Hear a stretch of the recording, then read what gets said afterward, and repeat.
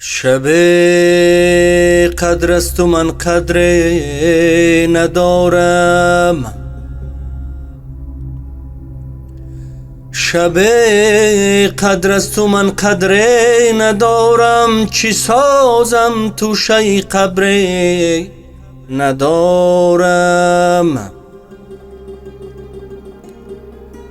اگر امشب به معشوقت رسیدی، اگر امشب به معشوقت رسیدی، خدا را در میانی اشک دیدی، کمی هم نزد او ما را دعا کن، کمی هم جای ما را صدا کن. بگو یا رب فلانی روسیا است، بگو یا رب فلانی روسیا است، دو دستش خالی و غرقی گناه است. بگو یا رب توی دریای جوشان، بگو یا رب توی دریای جوشان، در این شب رحمتت بر او بجوشان یا رب. بله، نزدیکی های شب قدر است و علماها میگویند دهه آخر کدام روز است نامعین، کدام روز است نامعین. از این سبب در حق یکدیگر با دعا باشیم که این پارچه شعری که برای ما روان کردن، شب قدر است و من قدر ندارم، چه سازم توشه قبر ندارم. اگر امشب به معشوقت رسیدی، خدا را در میان اشک دیدی، کمی هم نزد او ما را دعا کن، کمی هم جای ما او را صدا کن. بگو یا رب فلانی روسیا هست، دو دستش خالی و غرق گناه است. بگو یا رب توی دریای جوشان، در این شب رحمتت بر او بجوشان.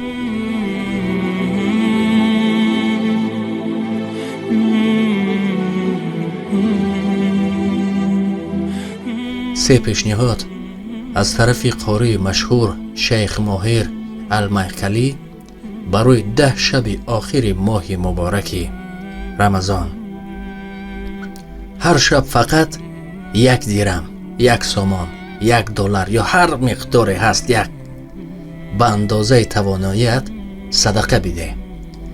اگر صدقه شما به شب قدر راست آید، گویا 1000 ماه یعنی 84 سال صدقه داده اید. دوم، هر شب 2 رکعت نماز شب تهجد بخوان. اگر نماز شما به شب قدر راست آید، گویا 1000 ماه یعنی 84 سال نماز تهجد خوانده اید. سوم، هر شب 3 بار سوره اخلاص را، قل هو الله احد را بخوان که اگر این کار به شب قدر راست آید، گویا 1000 ماه یعنی 84 سال قرآن را هر روز ختم کرده اید. و اگر حتی از این گفته های ما را نتوانستید، می توانید همین نوار را به دوستان خود روان کنید تا که آنها اجرا بکنند و در همین ثواب شریک هستیم. و السلام علیکم و رحمت الله و برکاته. به همه شما تاب بولیده را تمنا داریم دوستان عزیز. راستی این برنامه من بخشیده به شب قدر است و ما پیوسته به دوستمون تماس میگیریم در این شب‌های قدر که همه در خانه هستند چی برنامه برای ما آماده کردن. مرامت برای شما پخش میکنیم. دوستم سلام و شب شما بخیر. سلام علیکم دوستی عزیزم. از فرصت استفاده برده میخوام شما و همچنین همه شنوندگان تماشابینان عزیز را به این شب قدر تبریک گویم. میخوام امشب کمتر اطراف خودشناسی و خود، یعنی خودی خود، ملاقات با خود، چطور خودمان را شناسیم، برای چی ضرورت دارد، اطراف این شو کمی صحبت کرده باشیم. اگر پرسیم که برای چی، چون مگر ما انسان ها نمیخواهیم که خوشبختی دنیا و آخرت باشیم، مگر ما انسان ها نمیخواهیم که خدا را خوبتر شناسیم، مگر ما نمیخواهیم که یک زندگی خوب هم در این دنیا هم در آن دنیا داشته باشیم. اگر خوب دقت کنیم همه اینها وابسته است یا که بستگی دارد به همان شناخت خود. چون در حدیث هم داریم که میگویند که من عرف نفسه فقط عرف رب. هر کس که خودش را شناخت آنگاه خدا را میشناسد، پس خدا را میشناسد. یعنی که شناخت خداوند در گروی شناخت خود است. تا ما خودمون را خوب نشناسیم خدا را هم نمیشناسیم. و خداوند هم در قرآن گفته است استعیذ بالله یا ایها الذین آمنو علیکم انفسکم، ای کسانی که ایمان آوردید بر شما باد نفسهایتان، یعنی که خودتون را دریابید، خودتون را شناسید، نسبت خودتون خوبتر آگاهی پیدا کنید. چون چطوری که گفتیم تمام این چیزها در گروی این است که ما خودمون را خوب شناسیم. حضرت مولانا هم بسیار زیبا میگن که ای نسخه نامه الهی که تویی، ای نسخه نامه الهی که تویی، وی آینه جمال شاهی که تویی. بیرون زی تو نیست آنچه در عالم هست، از خود بطلب هر آنچه خواهی که تویی. یعنی میگن که ای نسخه نامه الهی، ما در اصل یک نسخه نامه خداوند در روی زمینه. و ای آینه جمال شاهی که تو هستی، میگویند تو برای شناختی خداوند، برای خوشبختی، برای دریافت کردن همه این چیزها ضرور نیست در بیرون گردی. بیرون زی تو نیست آنچه در عالم هست، از خود بطلب هر آنچه خواهی که تویی. تو از خودت طلب کن آنچه که میخواهی، تو آن چیز رو در وجود خودت میتوانی پیدا کنی. بیاید حالا بهترش بحث رو با یک قصه شروع میکنیم، بعد انشالله ادامه میدیم. خوب، در حیات یکی از نقاشان و هیکلتراشان مشهور اروپا، میکلانجلو، یک قصه عجایب شدگی است. او یکی از هیکل هایی که آماده کرده بود شاهکارهای جهان محسوب می شود. چنین این هیکل را آماده کرده بود که در صحن یکی از همون کلیساهای همون زمان خودش، این تقریبا 500 و چند سال قبل از ما زندگی کرده است در ایتالیا، یک سنگ بسیار کلانی را آورده بودن، میخواستن از او یک چیزی آماده کنن، اما به دلیل هایی که نتونستن. اون سنگ اینقدر بزرگ بود، همون سنگ رو هیولا میگفتن یا غول میگفتن وی رو. تقریبا 40-50 سالی بیشتر اون سنگ در آنجا ایستاده بود و خاک گرفته بود، کسی به آن دست نمیزد چون چیزی نتونستن از آن آماده کنن. میکلانجلو آمد خواست از این سنگ یک چیزی آماده کند. وقتی آمد چند روز به آن نگاه کرد، خواست کار را شروع کند. دوستان گفتن تو چی کار میکنی؟ این سنگ است که کسی نتونست از آن چیزی سازد. این گفت من میکنم این کار رو. با همون دستگاه های خودش رو تیشش گویم اون سنگ رو به تراشیدن در آمد و در آخر یکی از هیکل های رو آماده کرد که هنوز است شاهکارهای جهان محسوب می شود و معروفیت زیاد هم پیدا کرد. حالا این قصه رو ما برای چی گفتیم؟ ما میخوایم گفتنی هستیم که حالا چرا او توانست در یک سنگی که اصلا بیکار خوابیده بود یک بهترین شاهکار را آفرید. ما چرا نتوانیم در این وجود خودمون با تذهیب نفس، با ساختن خود، با خودسازیمون، با تهذیب نفس، خودسازی و اینکه روی خودمون کار کنیم و خصلت‌های بد رو پرتافته فقط خصلت‌های خود رو در خود جمع کنیم، ما چرا نتوانیم یک هیکل زیبایی سازیم از خودمون؟ ما چرا نتوانیم یک دردانه هستی سازیم که برای تمام انسان‌ها منفعتش رسد این وجودی ما میتوانیم، به شرط اینکه ما این کار رو کنیم. زیرا دوستانم حالا تمامی خوشبختی و بدبختی ها ما بستگی دارد به این خودی ما سرنوشتمون رو خودمون میتوانیم رقم زنیم دوستانم. بیاید در این شب‌های قدر که خداوند هم در قرآن بارها اشاره کرده است که بهترین عبادت این است که فکر کنیم، تفکر کنیم، یعنی که عبادتی که با تفکر باشد. یک بار روی خودمون فکر کنیم، یک بار یک آینه رو مقابل خودمون مونیم، در دستمون گیریم و ببینیم که در این آینه اون کسی که می نماید یعنی این خودی ما، با او صحبت کنیم، از وی سوال کنیم که این کی هست. یعنی امروز آن چی که ما شدیم، آن چی که بر سر ما خواه از خوبی ها خواه از بدی ها آمد، همش دست این کسی هست که در آینه او را می بینیم. این آن چی را که بر سر ما آمد این آورد. آینده ما هم بستگی دارد به این شخصی که در آینه، یعنی خودی ما. حالا اگر ما خواهیم که آینده خوبی داشته باشیم، باید در این یک تغییرات ایجاد کنیم. چون دوستانم این نکته را خوب درک کنیم که خداوند نمی آید در آسمان دستی ما را گرفته برد گوید که این خوشبختی، یا یک کلتک را گرفته در سر ما نمی زند گوید که این بدبختی. خوشبختی و بدبختی را ما خودمون می سازیم دوستانم، چون خداوند در این زندگی در روی دنیا قانونها را جاری کرد. یعنی قانونها را جاری کرد، گفت اگر طبق این قانونها عمل کنیم خوشبختی نصیب ما می شود. یعنی طبق این قانونها هر کی عمل کرد نتیجه راه نجات را پیدا می کند. نه اگر ما این قانونمندی هایی که خداوند در روی زمین برای ما مانده است اگر اینها را ویران کنیم قطعا که بدبخت می شویم. پس سرنوشت ما دوستانم در دست خودی ما هست. این سرنوشت را ما خودمون با دست خودمون می توانیم رقم زنیم. به این خاطر ما دیگران را مسئولی خوشبختی و بدبختی خودمون قرار ندهیم. این ما هستیم مسئول همه این کارها. حالا وقتی که ما به این آینه نظر می اندازیم، کوچه های زندگی گم زده ایم، گمراهیم، نمیدونیم چی کار کنیم. این جای ناامیدی نداره دوستانم.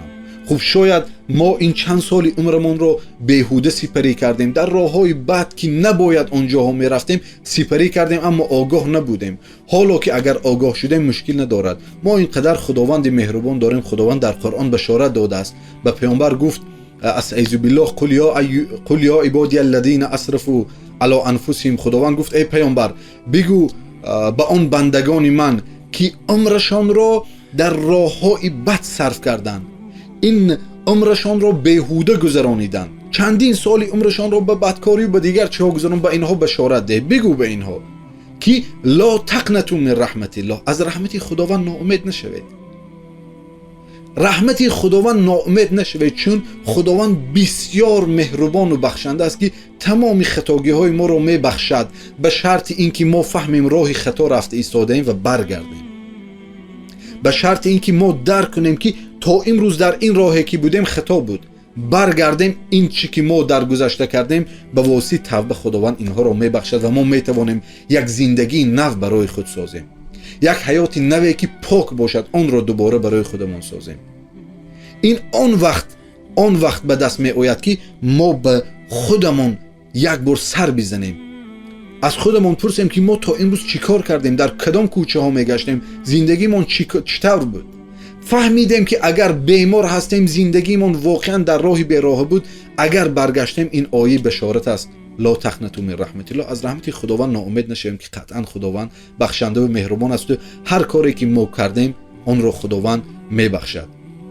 ما در اصل دوستانم با واسطه این خودشناسی، با واسطه آموزش ها، با واسطه تزکیه نفس میتوانیم خودمون رو بهبودی و مثل همین برنامه های که در تلفن ها هستند، در اندروید یا که دیگر سیستم ها که ورسی یکمش میبراید، بعد از اون ورسی دوم میبراید، این ورسی اول رو کمبودی هایش رو اصلاح میکند و یک چیزی خوب پیشنهاد میکند، ورسی سوم که میبراید باز کمبودی های دوم رو اصلاح میکند.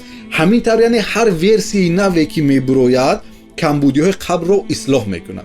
ما انسان ها هم باید همین طور باشیم، یعنی هر روز یک ورسی نو در خودمون سازیم. آن کمبودی هایی که پیش داشتیم، یعنی دیروز داشتیم، امروز آنها رو نکنیم و یک قدم به پیش رویم. آن وقت ما میتوانیم به این خوشبختی ها خوب نائل گردیم. حالا اینها کی، این عامل ها، این خودشناسی و این ورسی های نو رو در خودمون ایجاد کردن کی به دست می آید؟ اون وقتی که ما روی خودمون کار کنیم، آموزش بینیم.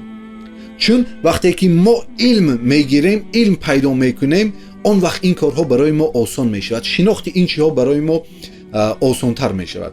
خوب، به این خاطر بیاید دوستانم در این شب‌های غنیمت، در این شب‌هایی که به نهایت نزد خداوند قدرش بلند است که شب قدر او را نامیده است، سری به خود بزنیم، یک بار جدی شینیم، با خودمان سوال و جواب کنیم و برگردیم. اگر راهی خطا بود، اگر که راهمان خوب بود، باز خوبتر آن را ادامه دهیم.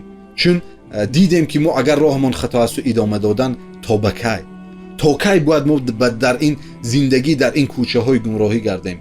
باید به قصه فضیل عیاض اگر دقت کنیم، فضیل عیاض یکی از بسیار مشایخ بزرگی ما هست.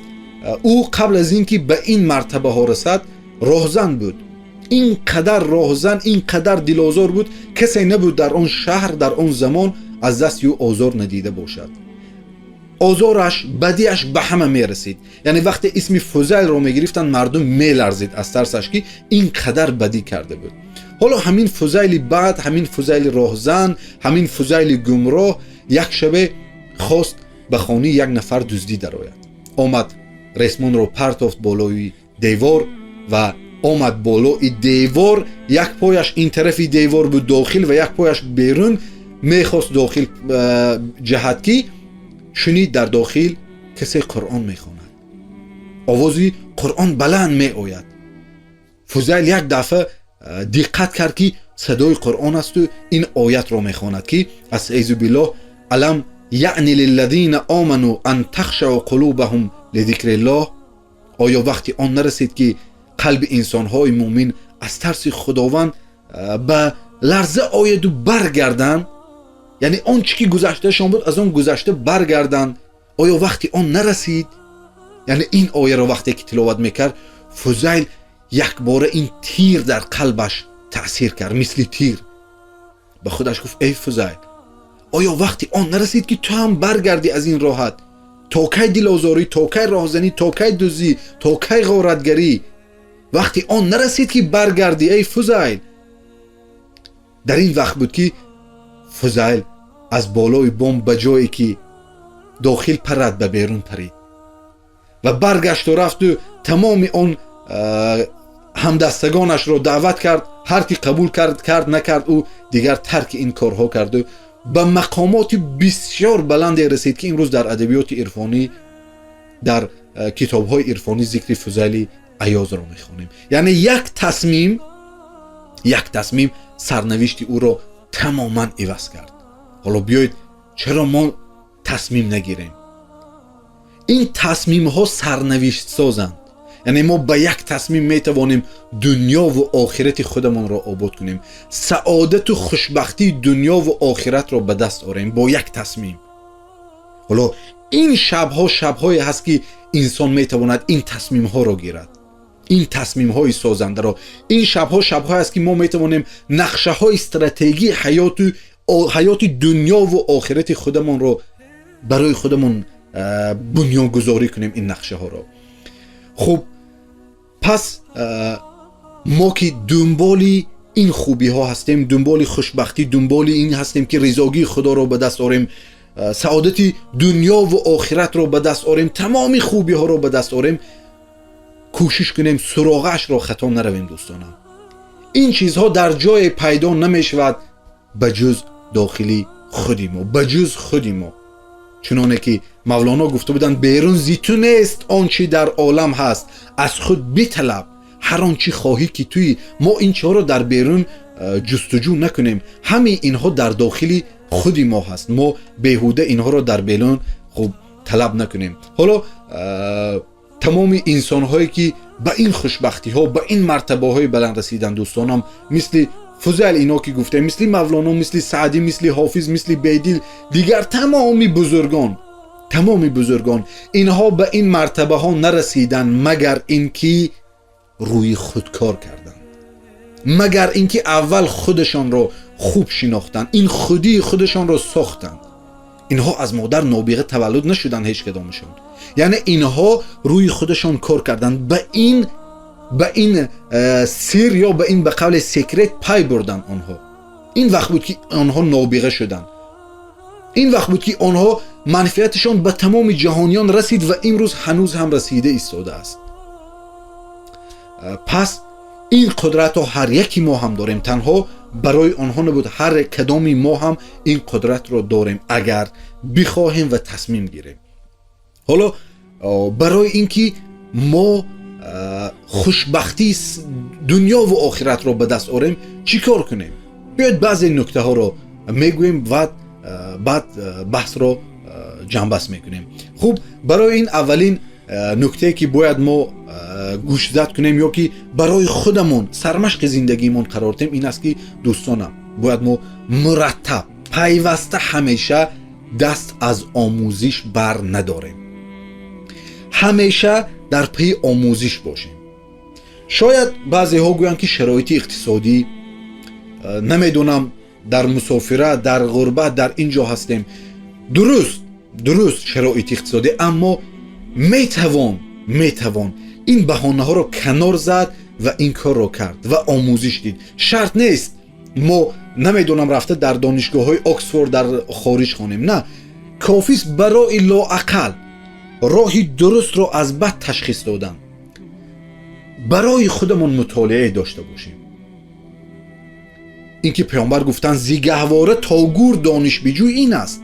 یعنی روزی که ما دست از آموزش برداشتیم ما یخزده هستیم، ما دیگر رشد نمی کنیم. دوستانم باید همیشه ما برای اینکه راه‌های سعادت رو پیدا کنیم، برای اینکه ما به خداوند نزدیکتر شویم، برای اینکه ما این خوبی ها رو برای خود گیریم و بدی ها رو از خود دور کنیم، علاجی نداریم جز اینکه ما علم آموزیم. دوستانم ناوابسته از سن و سال ما کوشش کنیم آموزیم، چون این در قدرت ما هست. خداوند این رو در برنامه ما گذاشته است. اگر ما خواهیم ما میتوانیم، ناوابسته از سن و سال، ناوابسته از شرایط. اگر باور نمیکنیم به حیات بزرگان یک مراجعه کنیم، تمام بزرگان ما از سختی ها به این مقام رسیدن، هیچ کدامشون در شرایط راحت نبود. همه این بزرگان از سختی ها رو کشیده به این مرتبه ها رسیدن. خب نکته دومی که باید ما دقت کنیم این است که باید ما بینیم که در ساختن این شخصیتی ما چی کسانی نقش میبازن و نقش بازیده ایستادن. یعنی چی کسانی در اطراف ما هستن که روی ما تأثیر میگذارن، چه تأثیری مثبت چه تأثیری منفی. پدر، مادر، یار و برادر، دوستان، نمیدونم، همه اون کسانی که در اطراف ما هستن باید ما دقت کنیم که شخصیت ما رو ساخته ایستاده اند یا خراب کرده ایستاده اند. چون وقتی ما میخوایم شخصیت سازیم باید به این فاکتورها نیز دقت کنیم، چون این محیط بسیار به ما تاثیر میرسونه. وقتی که دیدیم که دوستان اطراف ما جمع شده اند که شخصیت ما رو برعکس خراب میکنن، ما راه جز این نداریم که از دوستانمون تجدید نظر کنیم، دوستانمون رو عوض کنیم، با آن کسان نشست و برخاست کنیم که از ساختن این شخصیت به ما کمک میرسونن، نه اینکه از تخریب، از خراب کردن این شخصیت. چون شاعره هم میگوید تو اول بگو با کیان زیستی که آنگه بگویم که تو کیستی. تو اول بگو که تو با کیا زندگی داری، با کیا نشست و برخاست داری، کیا هستن در اطراف تو، اون وقت من به تو گویم که تو کی هستی. یعنی اگر در اطرافت انسان‌های با تقوا و دانشمند و با اخلاق و خوب و این چیا هستن، تو همان هستی. نه اگر در اطرافت انسان‌های بد و دزد و همه این که خصلت‌های بده که هست در آنها هست، در اطرافت اینا هستن، تو دان که تو هم همانها میشوی، مثل همانها هستی. پس این بسیار مهم است که ما یک نظره به دوستانمون کنیم و دیدیم اگر بد است دوستانمون رو خوب دیگر کنیم. دیگر نکته که دوستان میخوایم در این باره برای ساختن شخصیت خودمون باید توجه کنیم این است که مسئولیتی تمام چیزهایی که بر سری ما میآید خودمون بر عهده خودمون پذیریم، نه اینکه اشاره کنیم که فلانی فلانی فلانی. وقتی که ما اشاره میکنیم به سوی یک کس که فلانی، دانیم که 3 انگوش به سمت خودی ما اشاره دارد که به خودت نگر. یعنی خوشبختی و بدبختی ما دوستانم در دستی ما هست، نه در دیگران. درست است که در پونکتی قبلی ما گفتیم که دوستان روی ما تاثیر میگذارن، اما این تصمیم ما هست که چی کسی رو برای خودمون دوست انتخاب کنیم. این تصمیم ما هست که چی کسی رو در گرد و اطراف خودمون ما جمع سازیم. پس سرنوشت ما این دستی خودی ما هست. باید ما همه این رو به عهده خودمون گیریم. نکته دیگری که در ساختن شخصیت ما بسیار مهم است و باید ما روی اون توجه کنیم این است که باید ما هر روز سطحی پیشرفت خودمون رو، سطحی کی بودن خودمون رو چین کنیم. یعنی یک معیار، یک مثل که استاتیستیک آمار میگیرند، باید ما آن رو چین کنیم در خودمون. نباید امروزی ما مثل دیروزی ما باشه. باید ما امروز از دیروزمون یک قدم پیشتر باشیم، یک قدم باسوادتر باشیم، یک قدم خوش اخلاقتر باشیم، یک قدم زیادتر با تقواتر باشیم، یک قدم به سوی خداوند نزدیکتر باشیم. یعنی هر روزی ما باید یک قدم پیش باشد، چون این روزها دوستانم مثل تیر میگذرند، چنان به سرعت میگذرند که ما هیچ از اونها چیزی به دست گرفته نمیتوانیم اگر خودمون اینها رو مانیتورینگ نکنیم، اگر ما خودمون روی این چیزها دقت نکنیم و خودمون روی آموزشمون کوشش نکنیم، چون هیچ کس نمیباید در بیرون ما رو آموزش دهد. در دنیای بیرون کسی نمیاد مجبور شما رو گرفته دستی من و شما رو گوید که تو این رو خوان، تا اینکه من و شما خودمون کوشش نکنیم که خوانیم یا اصلاح کنیم یا اخلاقمون رو خوب کنیم. همه اینها دوستانم بستگی دارد به خودی ما. به این خاطر ما گفتیم این بحثی خودشناسی یا که ملاقات با خود رو در این شب قدر مطرح کنیم که شاید یکی از بهترین شب‌های قدری ما شود، چون شب قدر آن شب است که انسان این گمشده خودش رو پیدا کند. اگر ما در هر زمان این گمشده خودمون رو پیدا کردیم، اگر ما در هر زمان پی بردیم که این من در راهی بیراه بودم، این من مثلا در دیگر کوچه ها قدم زدم و باید برگشته در این کوچه راست روم، آن روز، آن شب، آن لحظه برای من شب قدر است. آن لحظه برای من شب قدر است که من دوباره این خودی گم شدم رو پیدا کردم و با پیدا کردن خودم من میتوانم خدایم رو پیدا کنم، من میتوانم راهی درستی زندگیم رو پیدا کنم، من میتوانم خوشبختی دنیا و آخرت رو پیدا کنم، من میتوانم در این دنیایم زندگی سازم که این زندگی زمینه شود برای خوشبختی آخرتی من، برای سعادتمندی آخرتی من. همه این چیزها بستگی دارد به اینکه ما خودمون رو شناسیم. به این خاطر پیامبرم گفتند که من عرف نفسه فقط عرف ربه. هر کس که خودش را شناخت پس خدایش را می شناسد. یا که خداوند در قرآن گفت که استعیذ بالله یا ایها الذین آمنو علیکم انفسکم، ای کسانی که ایمان آوردید بر شما باد نفسهایتان، خودتان را دریابید، این خودتان را شناسید، زیرا خوشبختی شما در گروی شناختی خودی شما هست. خب امیدوارم دوستانم این مباحث، این گفته ها شاید تواند اندکی هم باشد در شناخت خودی ما به ما یک کمکی کرده باشد. و به این خاطر بود که دوستان ما خواستیم این بحث را برای شنوندگان عزیزمون، برای کسانی که این برنامه ها رو میبینن پیشکش کرده باشیم. بله، در همین جا با شما خداحافظی میکنیم دوستان عزیز. این شب قدر گفته می شود که هر شب نیست، از این سبب کوشش کنید تا پیداش بکنید و هر راز دلی دارید به پروردگار برسانید. در حق ما نزدار رو فراموش نکنید. اگر خطایی باشد از جانب ما ببخشید و باقی خدا حافظ تا برنامه های دیگر.